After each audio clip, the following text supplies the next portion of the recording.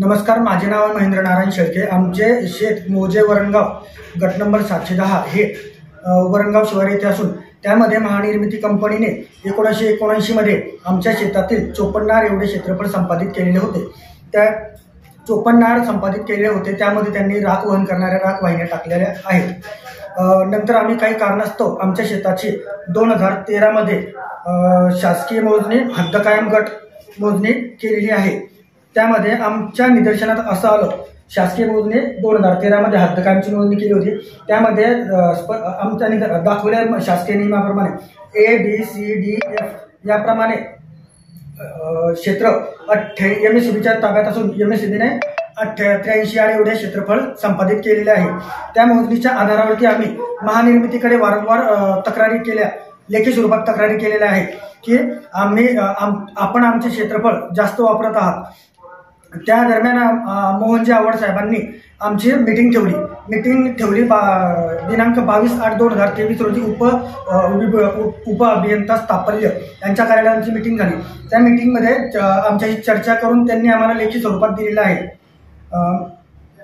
की आपण 710 गट नंबरची मोजणी हद्द कायम मोजणी करू व त्या मोजणीची फीस जे आहे ते सुद्धा मोहनजी आवड साहेबांनी भरलेली आहे। त्या पत्रात स्पष्ट आम्हाला लिहून दिलेलं आहे की 710 गट नंबरचे संपादित क्षेत्र 54 हेक्टर व्यतिरिक्त वापरात असलेले तसेच राख जमा झाल्यामुळे क्षेत्रफळाची मोजणी करून तसे आढळल्यास योग्य तो न्याय शासकीय नियमाप्रमाणे आम्हा शेतकऱ्यांना देण्याची त्यांनी लेखी स्वरूपात आम्हाला आश्वस्त केले।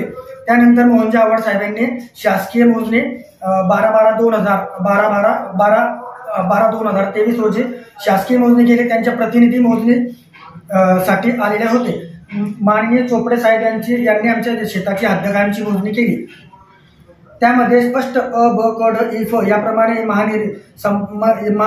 महानिर्मितीचे संपादित क्षेत्र केलेले असून 0.88 आड एवढे क्षेत्रफळ दिसते आहे व त्यामध्ये फ, ग, इ याप्रमाणे दर्शवलेले या क्षेत्रामध्ये MSCBची राख पडून तेवढे क्षेत्रफळ राखेमुळे बाधित झाले आहे आणि मोजणीच्या दरम्यान हद्द कायमच्या दिवशी त्या ठिकाणी महानिर्मिती कंपनीची राख पडलेली आहे हे स्पष्ट दिसते आहे।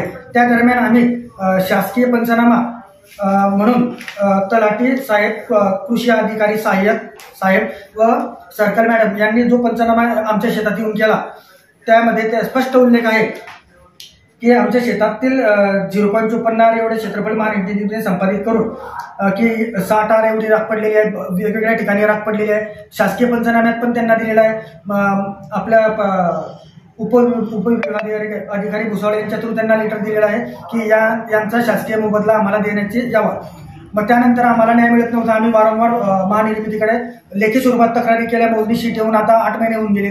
त्यानंतर आम्ही 2/8/2024 रोजी आमरण उपोषणाचा इशारा महानिर्मिती कंपनीकडे दिला की आम्ही 12/12/2024 रोजी माझे मोठे वडील त्यांचं वय आहे, मोठ्या वडिलांचं वय वर्ष 83 आहे, माझ्या वडिलांचे वय 69 आहे, माझ्या आईचे वय 63, माझ्या मोठ्या आईचे वय 78, माझे वय 36। आम्ही आमरण उपोषणाचा इशारा त्यांना 550च्या गेट समोर बसून आमरण उपोषणाचा इशारा दिला होता। त्यानंतर सर्व व्यवहार होत असताना, पत्रव्यवहार होत असताना त्यांनी आमची कुठल्याही प्रकारची दखल घेतली नाही व त्यांनी मला दिनांक 10/8/2024 रोजी शनिवार रोजी संध्याकाळी महानिर्मितीने मला एक पत्र पाठवलं संध्याकाळी शनिवारी 5 वाजता। त्यामध्ये त्यांनी शासकीय मोजणीची शीटच बदलून टाकलेली आहे पूर्णची पूर्ण।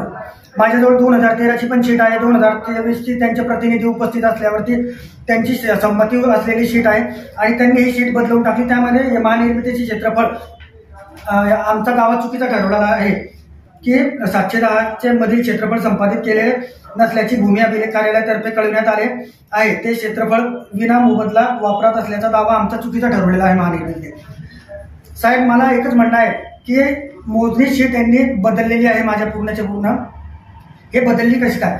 त्या अनुषंगाने मला माझ्या तज्ज्ञ वकिलांचा सल्ला घेतो मी, म्हणून हे माझे आमरण उपोषण तूर्त स्थगित करत आहे। साहेब, तिने जो मला नकाशा पाठवला, सदर पत्रासोबत जोडलेला मोजणीचा नकाशा अद्याप करण्यात आलेल्या बदलाची मोजणी कर्मचाऱ्यास देण्याचा समज हा अत्यंत गंभीर असून आपण सर्व नियोजनपूर्वक मला न्याय मिळू नये असा यासाठी सदरची कागदपत्रे जो गोडबंगाल केलेला आहे त्या सर्वची कागदपत्राची एकतर्फी फेरफार फौजदारी पात्र गुन्हा आहे असून त्याचे सदर कृत्य सर्व संबंधितांनी केलेले आहे। अशा परिस्थितीत मला संबंधित तज्ञ वकिलांचा सल्ला घ्यावा लागणार आहे। त्या सल्ल्यासाठी मी माझे आंदोलन तात्पुरतं स्थगित करत आहे। जी सनदशीर मार्ग असतील त्याचा वापर करून आम्हाला अंतिम न्याय मिळत नाही तिथपर्यंत आम्ही आमचा लढा चालूच ठेवणार आहे। संबंधित आणि याचे परिणाम सर्वस्वी संबंधितांचे राहतील। मी माझे आमरण उपोषण येथे तूर्त स्थगित करत आहे। ओके।